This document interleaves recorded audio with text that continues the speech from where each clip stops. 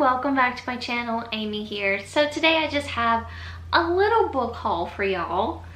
Not that many, just a few that I purchased within the month of February. So some of you may have already seen me show these if you watched one of my recent vlogs. I purchased these in that vlog. This is the Fence graphic novels by C.S. Packet. After I read the Captive Prince series, I was just like wanting more of her writing, I guess. I don't know, but I knew she had did these graphic novels, so I was like, I'll start there. But what triggered that really was when I saw this was available on Audible for like a 2-for-1 credit sale, and I went ahead and I got it. When I went to get these, I spotted this and I just had to pick it up. You know, it's just one of those things. So I picked up Fence Volume 1 and Volume 2. I don't know at all what these are about. Obviously fencing. In this Volume 1, it says Nicholas, the illegitimate son of a retired fencing champion, is a scrappy fencing wonderkind and dreams of getting the chance and the training to actually compete. After getting accepted to Kings Row Private School, Nicholas is thrust into a cutthroat world and finds himself facing not only his golden boy half-brother, but the unbeatable, mysterious Seiji Kayamo. I'm probably butchering that. Through clashes, rivalries, and romance between teammates, Nicholas and the boys of Kings Row will discover there's much more to fencing than just foils and lunges. I'm excited. Volume 2 says, tryouts are well underway at Kings Row for a spot on the prestigious fencing team, and scrappy fencer Nicholas isn't sure he's going to make the grade in the face of surly upperclassmen, nearly impossibly odds, and his seemingly unstoppable roommate, the surly, sullen Seiji Katayama. No, I'm butchering that. It'll take more than sheer determination to overcome a challenge this big. Cute. I love the cover. I love the pristine white, and the art is beautiful. So yes, so that's Volume 1 and Volume 2. And this is Fence Striking Distance. So this is a novel, like an actual novel. There's a little bit of graphic in here, but it's not much. But I believe this, I read that it can be read as a standalone, but you get to know the characters in the graphic novels. But I went ahead and I got it on Audible and then picked up the book anyway. It says, high stakes, fake dating, real swords.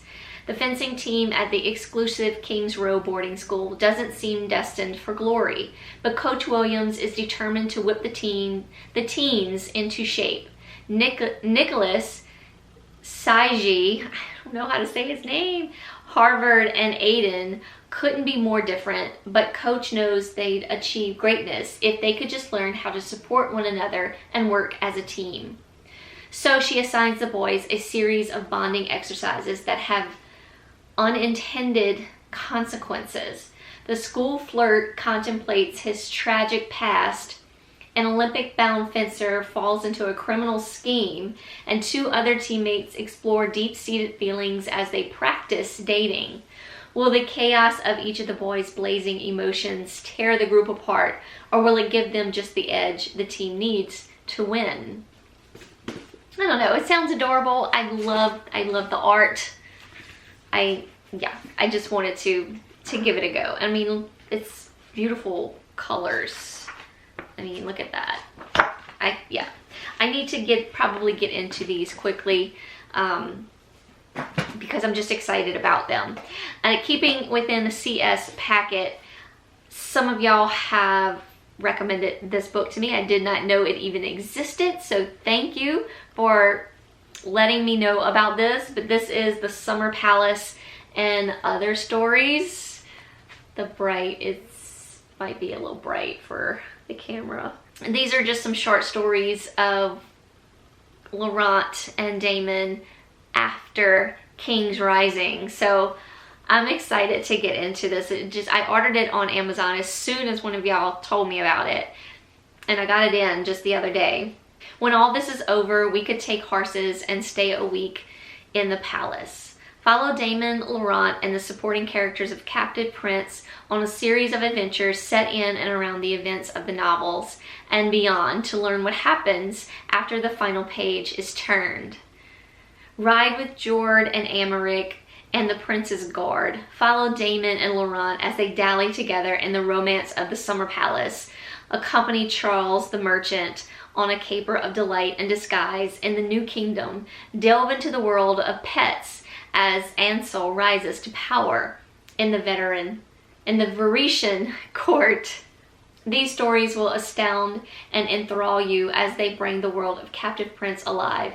This extraordinary collection highlights the best of C.S. Packet and the joys and adventures of Captive Prince. Once again, I'm excited. All right, moving along in the book haul. I know I talked about this book before because it's a new release, and then I spotted it. It wasn't even at Barnes & Nobles to pick up this book, but I spotted it across the way because the colors are beautiful. I had to get it from the cover alone. This is Horror Hotel by Victoria Fulton and Faith McLaren. So this is a YA horror. It says, enjoy your stay. When the YouTube famous ghost gang, Chrissy, Chase, Emma, and Kiki visit a haunted LA hotel notorious for tragedy to secretly film after dark, they expect it to be just like their previous paranormal hauntings, spooky enough to attract subscribers and ultimately harmless. But when they stumble upon something unexpected in the former room of a gruesome serial killer, they quickly realize that they're in over their heads. Sometimes it's the dead who need our help, and the living we should fear. That reminds me of The Walking Dead because there's a saying somewhere in the show, kill the dead, fear the living. I think I had like a Walking Dead like little snack bag that said that I used to bring for lunch. Yeah, back in the day. But yes, that reminded me a lot of Walking Dead. But isn't this a beautiful cover? I mean, look how pretty the colors are. I'm excited. And it's a short little book, YA horror. We'll see how it goes. This has been kind of on my TBR for a while, like my mental TBR. I spotted it a year or so ago and I was like, oh, that sounds like it's going to be really, really good. This is The Infinite Noise by Lauren Shippen. So I believe this might have a little bit of magical realism to it. It's a YA sort of male type romance. The story of Caleb, an atypical, an individual born with enhanced abilities. He feels the emotions of everyone around him, but he keeps getting pulled into the emotional orbit of just one classmate, Adam.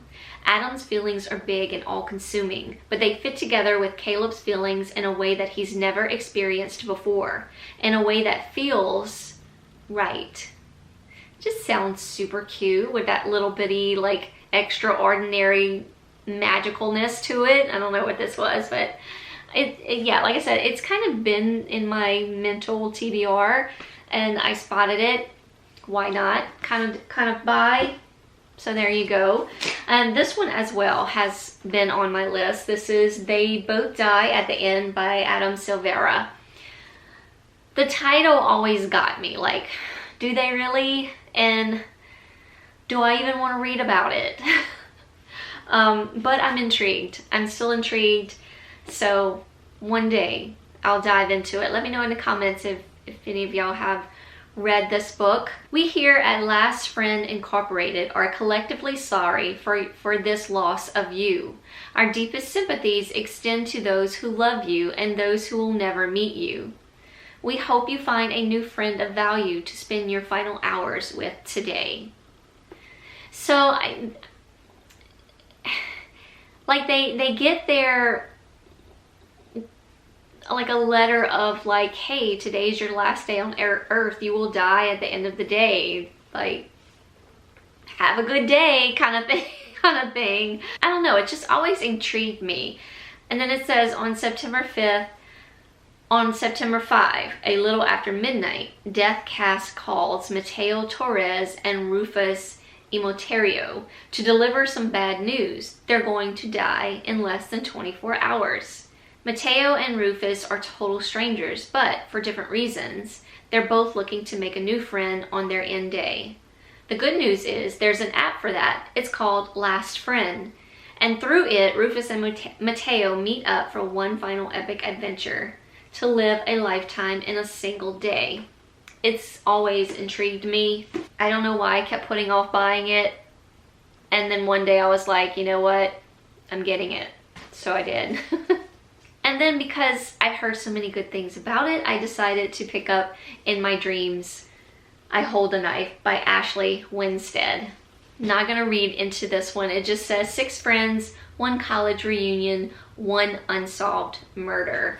I've just heard really good things about it. I love the cover. I'm intrigued. We're gonna do it. I also have The Therapist by B.A. Paris.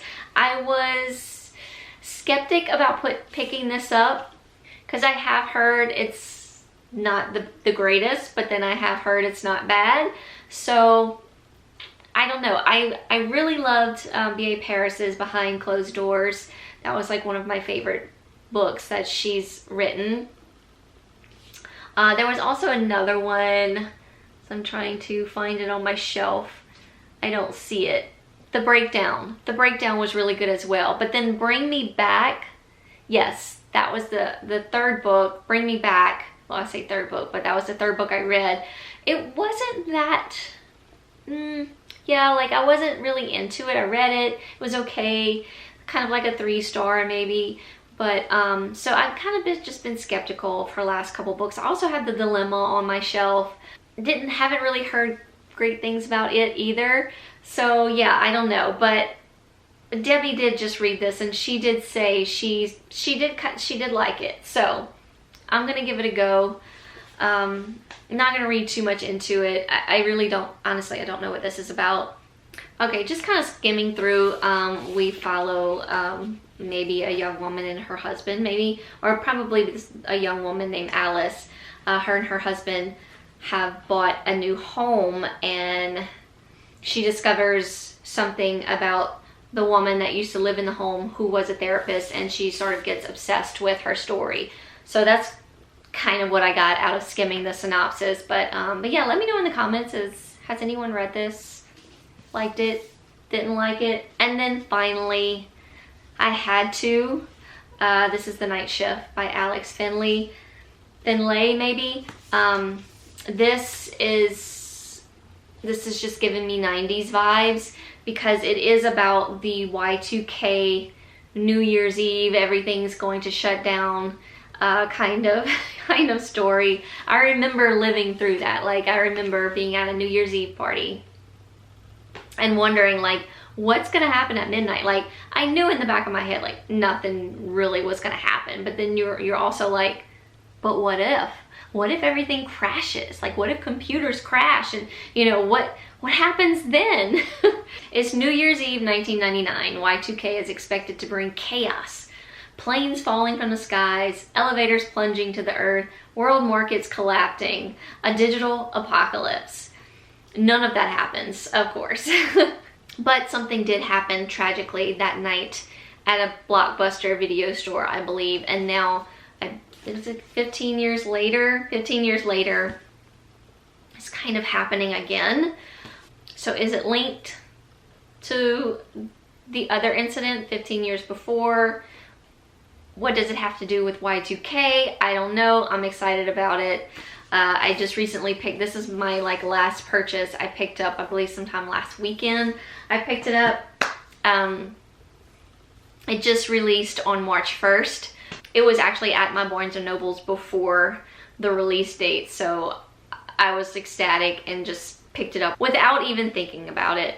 But that's it, short little video, short little book haul. Let me know if you have read any of these books, no spoilers, but let me know in the comments down below if you liked any of them or if you're looking forward to reading of these books as well as I am.